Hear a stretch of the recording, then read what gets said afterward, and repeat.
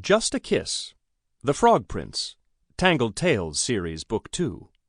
Written by Elizabeth Rose. Narrated by Brian J. Gill. Produced by Griffin Audio Media.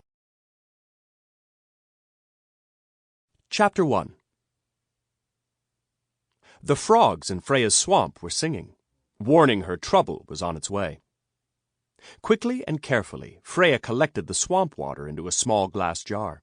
She held it up in the air, letting the rays of the full moon light up the contents within. Taking a deep breath, her fingers caressed the crystal orb hanging around her neck. It was suspended from a cord made of braided horsetail, combined with a snippet of her own jet-black hair.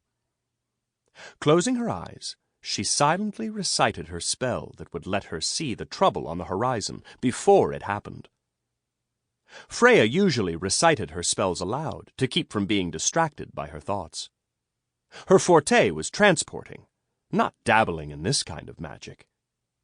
Marnie had told her she needed to be more discreet and learn to do it silently, that her progression with spells would come in time. Marnie was the most powerful witch of the swamps, so Freya listened to her advice. Sometimes. "Show me what comes my way," she whispered, trying her best, but still not able to say it all in her head. Didn't Marnie, as well as the rest of the swamp witches, know that she didn't like the silence?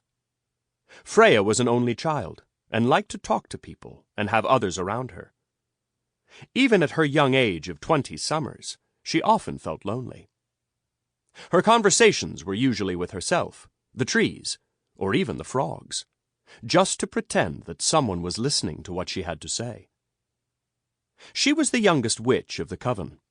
Her mother, Lady Almetta of Slapton in Devon, was also a witch, but very ill, and on her deathbed. Freya's late father, on the other hand, was not more than a simple knight. Or so she'd been told.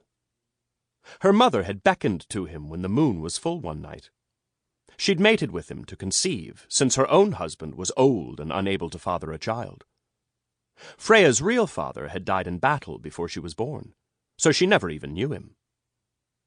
Her mother's husband, the old Baron, Lord George Fane, could not father children. He was old when he married Almeta. George had been desperately marrying one lady after another, trying to have an heir, but never did. He blamed it on the women, of course. Silent gossip had most people suspecting the fault fell upon him alone, but no one would say it aloud.